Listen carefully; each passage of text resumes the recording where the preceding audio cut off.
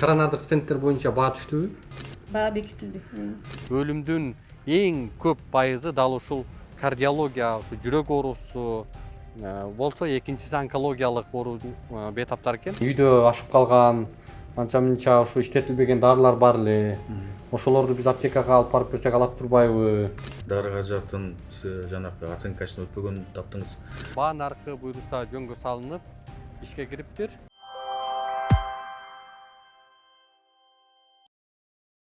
Урматтуу Москва шаарындагы мекендештер, ден соолук өмүр булагы демекчи, үй бүлөңүздүн саламаттыгына да кам көрүүнү унутпаңыз. Айдент медициналык борборунда стоматология, гинекология, урология, терапевтин андан сырткары балдарды сүннөткө отургузуу кызматтарын сунуштайт. Менин катталуучуларым үчүн 20% арзандатуу жана рентген кызматтары акысыз болот.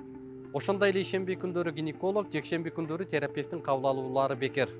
Айдент медициналык борборунун эшиги 24 саат бою сиздердин кызматта. Дареги Текстильщик метросу, Люблинская көчөсү 17, 3-корпус. Айдент. Ооруга асыл мекендеш. Урматтуу Москвадагы мекендештер, Кыргызстанга жүк салууну каалап, бирок кимден жиберүүнү ойлонуп жаткан болсоңуз, биз сиздерге ишенимдүү ишкерди сунуштайбыз. Бул ишкердин аты жөнү Зайырбек Маматкаримов.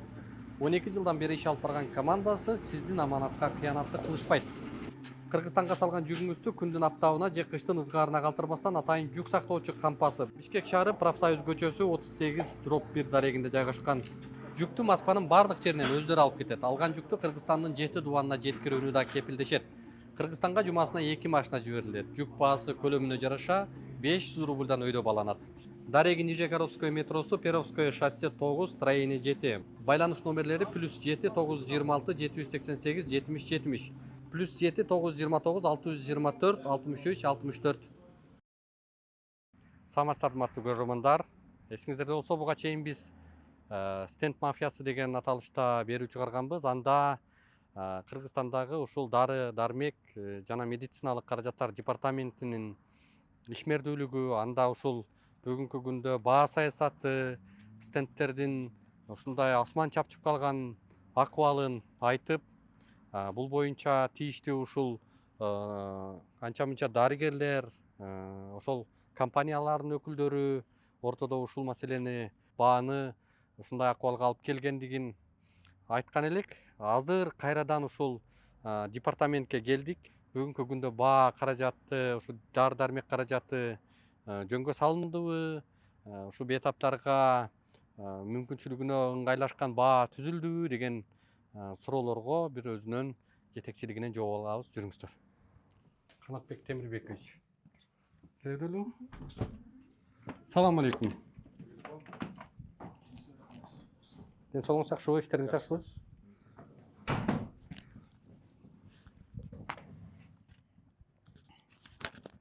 Аты жөнүм Улукбек, фамилиям Карыбек уулу. Сиз өзүңүздү тааныштырып кетсеңиз. Бийбоев Канат, дары каражаттар жана медициналык буюмдар департаментинин директору. Саламатсыздарбы, кандай, жакшысыздарбы? Айшык Төлөнбаевна, бааны жөнгө салуу бөлүмүнүн башчысы. Анан Тажибаев Канат, фарм инспекциянын баш катчысы. Канат Аламбекович, маселе буга чейин эсиңиздерде болсо биз келгенбиз. Келгенде баягы дары дармек боюнча, анын үстүнө өзгөчө могу стенд маселеси коомчулукта аябай актуалдуу, анан орчундуу болуп, мына өлүмдүн дагы эң көп пайызы ушул жүрөк ооруларынан болгондуктан бул тармакта мындай талап чоң. Анан коомчулукта ушул стенддин баасы через чур ушул ченемден сырткары көтөрүлүп кетти деген жүйөлөр айтылат. Анан ошого сиздерге бааны жөнгө сала турган, аны көзөмөлдөй турган бирден бир мамлекеттик орган, департамент сиздер болгондуктан сиздерге келдик. Учурда ушул стенд, буга чейин стенд мафиясы деп бир маселе койгонбуз. Ал жакта да $6200 стенд алгандыгын, бейтаптар ушундай кыйналып аткандыгын белгилеген. Анан учурда сиздер ушул мамлекетте баа саясаты, стенд саясаты кандай болуп атат? Кыскача ушуну айтып берсеңиздер. Бизде Кыргыз Республикасынын Министрлер кабинетинин 249 менен стендтерди, коронар стендтерди жана алардын чыгымдалуучу материалдарды, баалардын жөнгө салуу тууралуу өкмөттүн токтому бекиген. Азыр ал күчүнө кирди. дары каражаттар жана мисалы буюмдар департаменти азыркы учурда бул бааны жөнгө салуу боюнча мониторинг жүргүзөт жана чекене чектик дүң жана чекене бааларды бекитет.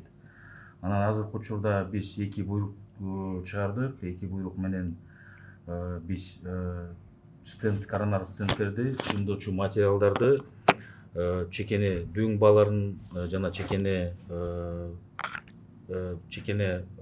розничный бааларын бекиттик. Анан Айша Төлөнбаевна бул тарапта иш алып барат. Анан өзү дагы кошумчалап кетсе. Ошондо стендтин коронардык стендтер боюнча баа түштүбү? Эми 1 буйругубуз 8 августтан баштап күчүнө кирди. Эми баарыбыз эле айтып атабыз, ай бул деген бул предельная цена, мындан ашырбашыңар керек депчи. Анан мындай эметип көрүлөт, мен ойлойм, бул деген медициналык буюмдарды алып келаткан вот фирмалар деле булар өзүнүн ответственность билишет деп ойлойм. Ошол бул стендтер эми пилоттук болуп эсептелет да. Эң башында только дарыларга, дары каражаттарына бааны көзөмөлдөөчүбүз азыр болсо, эми ошол коронардык стендтерден баштап атабыз медициналык буюмдарга. Анан 1 жылга деп ойлоп атабыз азырынча. Анан бүт баары ошо механизмдери жакшы иштеп кетсе. Бүгүн токтом долбоорун кабыл алып, пилоттук долбоор катары бүгүнкү күндө биринчи этап кирди коронардык стендтер. Бүгүнкү күндө атайын баа бекитилди. Бул эми сиздер анализдеп, талдап, андан кийин бааны койдуңуздар да, э? Ушул бааны ооба. Бул механизмин айтып берейинби? Механизм мындай болуп атат да, жана бизге келген бааларды алабыз. Анан ошого жанагы бажы көзөмөлдөгөн пошлина деп коет, сборы деп коет, НДС деп коет, ошолорду кошобуз. Ал базалык баа болуп эсептелет. Ошо базалык баага 25% кошобуз. Наценка. Заводдон чыккан баага 25% бул жака келиш, э? Да, заводдон чыккан баага жанагы налоговый таможенный законодательство менен бекитилген налогторун төлөшөт. Анан ошол баага анан 25%. Ортомчулар ортодо ушул заводдон чыккан ошол коронардык стендти Кыргызстанга алып келип бүгүн кардардын колуна бериши, ошол этаптын баары заводдун баштапкы баасынан баштап ушул жерге чейин 25% кошулат деген маселеби? Ооба. Андан өйдө көтөрүлбөйт. Андан өйдө көтөрүлбөйт. Андан өйдө көтөрүлсө эмне болот? Анда штраф салынат. Канча? Эми ар кандай да бул антимонополный демелери бар. Тиги биз билишибизче дарыга 35 миң деп. Сиз айтып койбойсузбу? Ооба, если завышение болсо, бул 35 миңден баштап 50 миңге салынат. Если завышение болгон болсо, завышение бизге бул как раз синергиялар бизге берет. Ошонун негизинде биз Минэкономикадан да списание алып, ошонун негизинде барып, ошол кымбаттатылган выявление болсо, ошого биз штраф салабыз. Аны кардарлар бетаптар мисалы баа өскөнүн же кошконун же кошпогонун кантип каяктан биле алат? Биздин сайтта илинип коюлган. Эмне деген сайт? Сайт ДЛС менен биздин дары каражаттар жана медициналык буюмдун департаментинин сайты бар. Эмне деп аталат? dlsme.kg деген. Ошол сайттан эле эгерде кимде-ким ушул кардиологияда өзгөчө жүрөк оорусуна ооруп жүргөн адамдар, стентке муктаж болуп аткан адамдар ДЛСтин атайын сайтына кирип, жогорудагы анан ошол жерден көз жүгүртсө, сиздер кайсы компаниянын кайсы деген стенд дарысы канча сом экендигин баарысын бир нарыкка коюп койгонсуздар, э? Ошол жактан көрүп эме кылышат. Ошо бир эмеде кошумча жанагы биз эметилген эмелер, салык эмелери мындай 2 түрдүү бар экен да, общий анан единый деген бар экен. Ошого жараша алар деген анча-мынча бир 2% же болбосо 4% кошушат. Ошондо айта кетейин, андан эме кылбагыла. Жок, сиздердин жана тарифиңиздерде бекитилген бизде баа бар. Бизде предельная цена. Ошого биз 22% эме бар ол жерде. Ошо жаңылышпайлык да. Мына могу жерде мына без учета деп жүрөт. Косвенные налоги деп коет. Аны ошо косвенный налогко базовой цене на 25% без учета деп. То есть бизде жана салык кызматынын эмелери менен консультация 2-4% кошулат. Ошону биз кандай көзөмөл 25%дан да өйдө көтөрүлүп атат ошондо. Анча мынча айтып атпайм, 2%, 4%. Салык эме боюнча, салыктын экинчи эме бар экен. Так жазылып турбайбы токтомдо 25% деп. 25%, но без учета. Салык кызматкерлери менен консультация эметсек, ошентип айтышты. Алар деген ошо жана биздин койгон дарыга. Түшүнүктүү эми 2-4%. 2% эми анча көп эмес. Демек, бүгүнкү күндө коронардык стендтердин баасы түшүп, бир нормага келип, сиздер тараптан бир көзөмөлдөнүп атат, Ооба. Азырынча да ошондой. Экинчи маселе дары дармек деген приложение жана тиркеме боюнча. Ал жакка киреби бул? Жок, азырынча кирбейт. Бул пилотто. Бул пилот качан эми киргизесиздер? аны эми биз деген жана постоянный эми бул туруктуу токтом чыгарабыз. Анан ошондон кийин анан Пилоттук долбоор канчасында күчүнө кирет? Бул эми мына 13 майда тышканы. 13 майда бул бекитилген токтом. Эми где-то примерно ошо 13 майга июнга чейин созулат. Туруктуу эми аны деген дагы биз ойлоштурабыз. Кайсы дагы бул медициналык буюмдарды киргизебиз. Ошо бааны түзүлүшүнөчү. Коронардык эмес стендтер боюнча качан иш алып барасыздар? Эми муну көркүрөлдө пилоттучу. Пилот болуп атат да. Эми бул деген медициналык буюмдардын баасы абдан чоң да. Кандай десем, ар кандай да. Бул жана медициналык буюмдар законуна негизинде медициналык буюмдарга жанакы вата, кичинекей вата бар эмеспи? Кичинекей вата, бинт, шприц, анан кийин жанакы высокотехнологичный эмелер бар, оборудование бар. Ошолор да кирет. Элестеткиле, алар миллионный сом турат да. Анан ошон үчүн биз өзүнчө бир эмени карап анализ жасашыбыз керек. Кайсыны киргизе алабыз, кайсыны киргизе албайбыз дегендейчи. Дагычы кошумча. Эми баягы күнү биз атайын сиздердин кызмат менен барып,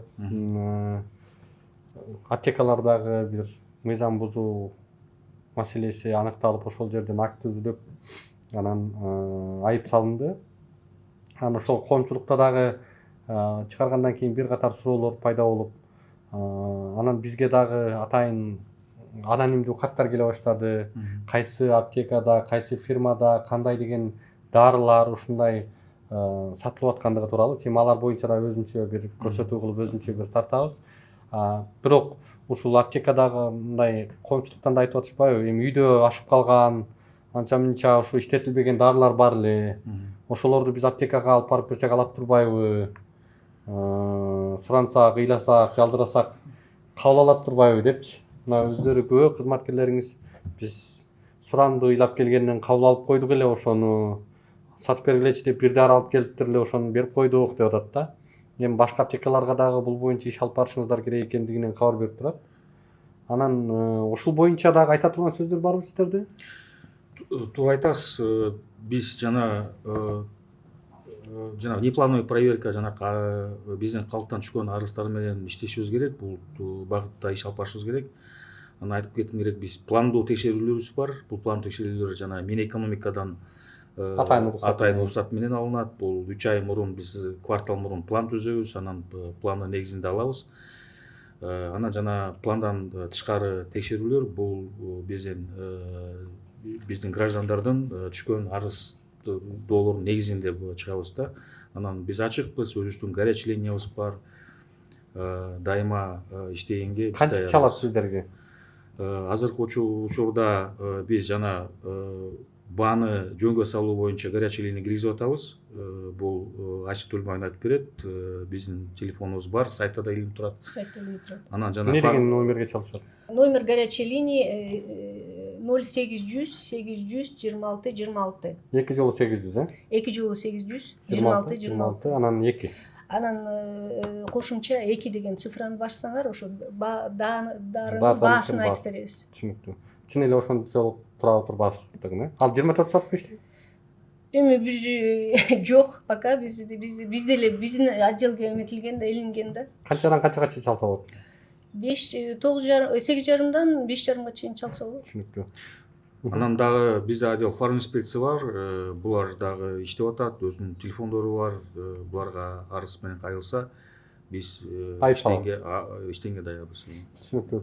Анан дары дармек боюнча тиркеме бүгүнкү күндө коомчулукка дагы мына жарнама кылып атабыз, айтып атабыз. Ушуну дагы күчөтүп сиздер ошол жакты ыңгайлаштырып койсоңуздар, анткени ар бир адам телефондон эле мобилдик тиркеме менен оңой, ыкчам ошол жерден дарынын чоо жайын билгенге мүмкүнчүлүк боло турган жакшы болбоор экен да. Эми дагы эле мындай биздин IT жанагы команда иштеп атышат да. Мындай ыңгайлуу болсун, жөнөкөй адамдарга ыңгайлуу болсун деген. Бүгүнкү күндө стендтердин баасы турукташты. Аны сиздер канчасынан баштап киргиздиңиздер? Күчүнө кирди да бүгүн, 8-ден баштап күчүнө кирди. 8-августтан баштап. Анан дагы эми кандай десем, утур эметер регистрация кылаар менен биз эми санаш керек да, аны санаш керек. Балаларды эме таможенный эме менен сакташ керек. Жок, азыр базада илинип турабы сайтта? Базада илинип турат, азыр 40-ка жакын эмеси стендтердин баасы. Анан расходники. Стендтер негизи бир аз эле бир 10 чактыга жетпеген стендтер бар. Алардын эмеси расходники деп коет. Алардын да баасы бекиди. Ооба, алардын да баасы бекиди. Ошол. Анан бир аз калды, анан ошо 3-чү эме буйрук менен киргизебиз. Кошумчалап кетсем, тиги дары каражаттар боюнча жаш үчүн маанилүү дары каражаттардын тизмеги бар. Ошол тизмегинен биз азыркы учурда 900дөн 980 дары каражаттын наименованиясын бекиттик. Бизнес сайтта бар. Анан бул стендтерден жана чыгымдоочу материалдан азыр 40ка жетти да. Анан ар бир стендтен өзүнүн жанагы өндүрүүчүсү бар, мамлекеттик өндүрүлгөн мамлекети бар. Анын өз модельдери бар да. Анан баары кире элек, биз бул багытта иштеп атабыз, бара баарын киргизебиз. Канча убакытта кирип калат? Мониторинг жүргүзүп атабыз. Биз Кыргыз Республикасына келген бүт стендтерди азыр бааларын жөнгө салып атабыз. Коронар стендтердичи. Бул пилоттук проект, Айштөлмө менен айтып кеткендей, буга мындай өтө диккаттык менен мамиле кылыш керек, анткени мунун оң жактары да, терс жактары да болушу мүмкүн. Туура эмес, биз пилот проектти киргизип алсак, бул стендтер Кыргыз Республикасына кирбей да калышы ыктымал, анан копиялдык бар да. Анан биз ушу пилоттук проект, пилоттук долбоорду бүтүрүп, оң жана терс жактарын аныктап, анан башка жаш үчүн маанилүү медициналык буюмдардын тизмегин киргизебиз. Анан бир эле ошол кайсы бир монополист болуп калган фирмаларга эле көзүнө карап жалдырабастан коомчулукка да сиздер кайрылып коюшуңуздар керек. Кимде ким ушул чет элден сапаттуу, мыкты дары каражаттарын алып келгенге, ошол медициналык буюмдарды алып келгенге, стендтерди алып келгенге кандай жолдор бар? Кимдер ошого кызыктар болсо, ушул кантип сиздерден макулдашып, кантип алып келиш керек, ушул жол жоболорун дагы бир айтып койсоңуздар, жеңилдетип, балким биздин көрөрмандардан дагы ошону алып келет элем, ушу 25%га мен ыраазы элем, ошончо пайда көрсөм болот эле, эгерде мамлекетке муктаж болуп атса ушундай алып ташыганга депчи. Эми биринчиден бул лицензия керек, лицензия жанагы фармацевтическая деятельность. Муну Саламаттык сактоо министрлиги берилет, мунун өзүнүн жанагы условиялары бар, аптечный склад болушу керек, юридическое лицо болуп регистрациядан өтүш керек. Андан тышкары бул медициналык буюмдун мамлекеттик каттоосу керек. Бул мамлекеттик каттоодо бизден экспертизадан өтөт, жана регистрационный досьесин баарын биз аныктап, дары каражаттарын жана медициналык буюмдардын жана сапатын, коопсуздугун жана эффективдүүлүгүн карайбыз да. Анан жыйынтыгы менен медициналык буюмдарды, дары каражаттарды алып келе алат. Андан тышкары бизде эме деген бар, жанагы для личного пользования.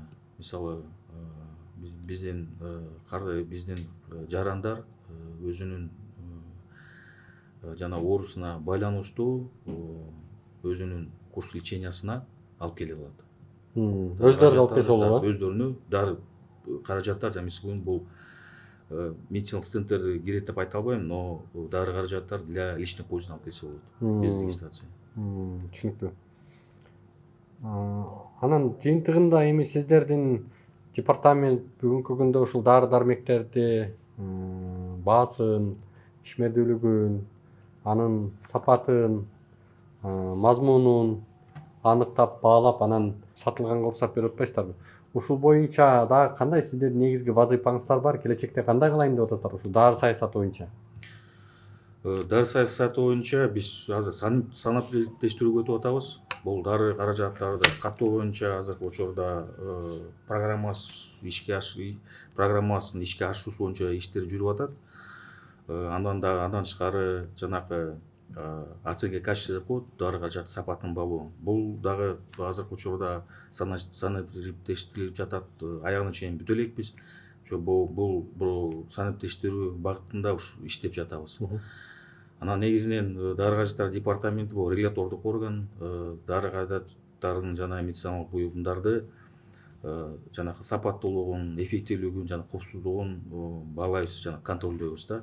Бул жана айтып кеткендей регистрация жолу менен, дары каражаттын жана медицина буюмдарынын сапатын баалоо жолу менен жана фармаконадзор жолу менен жүргүзөбүз. Эми ушу сиз качан келип атасыз жетекчи болуп?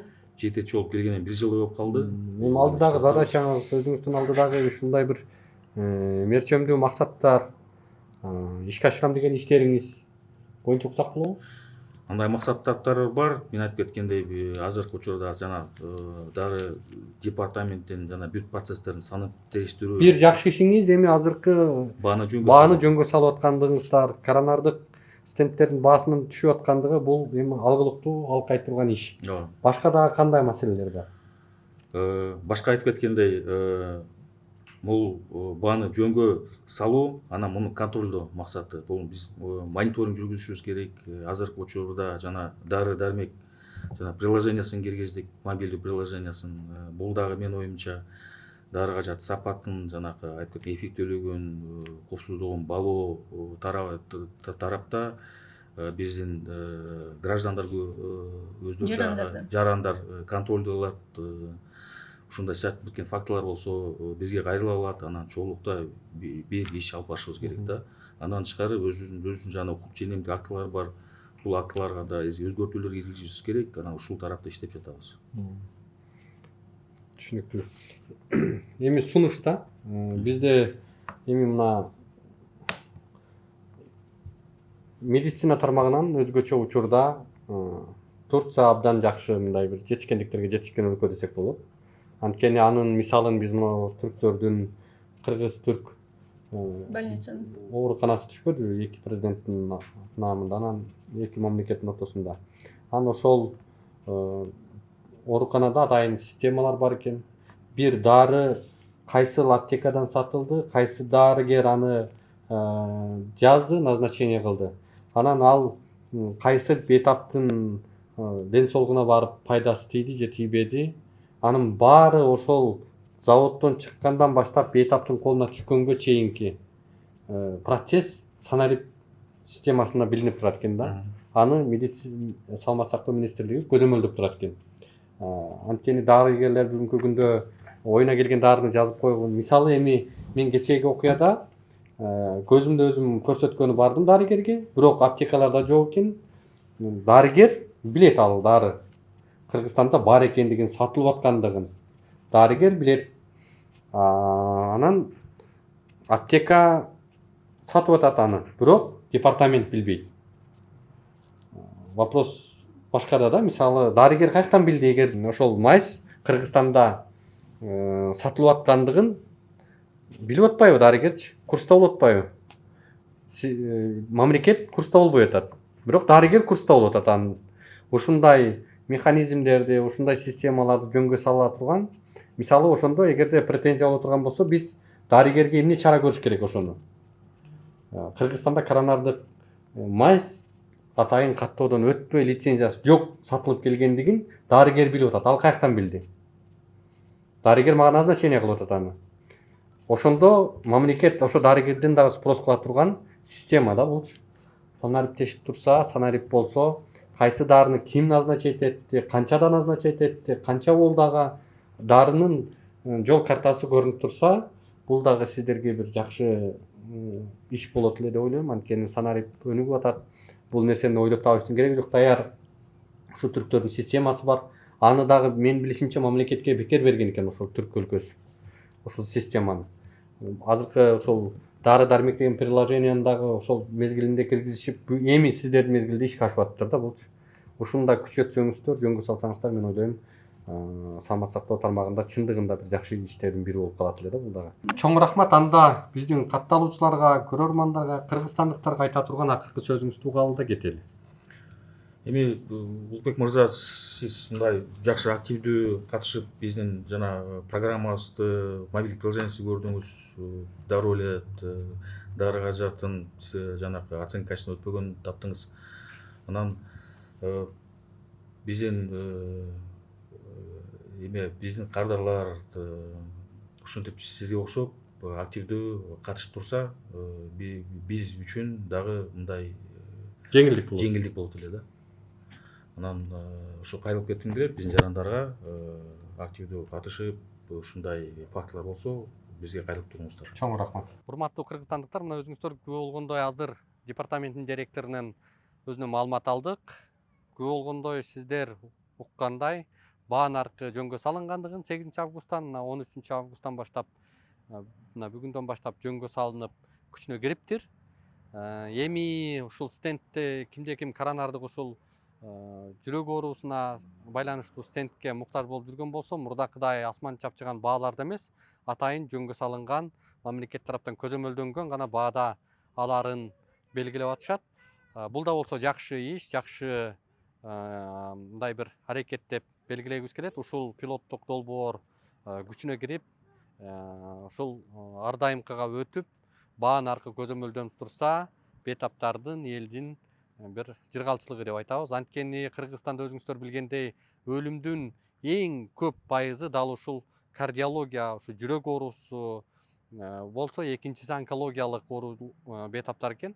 Ошондуктан бирден бир ушул стенд бүгүнкү күндө ушул жүрөк оорусунан жабыркаган адамдарга маанилүү. Ошондуктан баан аркы буйруса жөнгө салынып ишке кириптир. Эгерде ушул боюнча сиздерде кандайдыр бир суроолор, талаптар боло турган болсо, биздин ушул астында комментарийга белгилеп кетсеңиздер болот. Ал маселелерди дагы көзөмөлдөп, ошол суроо салганга аракет кылабыз. Биздин баракчага жазылыңыздар, пикир жазып башкалар менен бөлүшүүнү дагы унутпаңыздар, бар болуңуздар.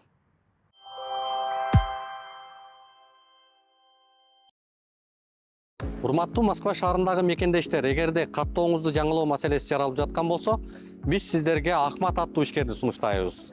Төмөндөгүдөй ыңгайлуу автоунаалар, тажрыйбалуу айдоочулар сиздердин кызматта. Ар күнү Москва шаарынан Казакстан чек ара өткөрмөгүнө кирди-чыкты кызматтарын көрсөтүп келишет. Ошондой эле коопсуздук талаптарына толук жооп берет. Эч кабатырланбастан төмөнкү номерлерге байланышсаңыздар болот. +7 977 110 34 11.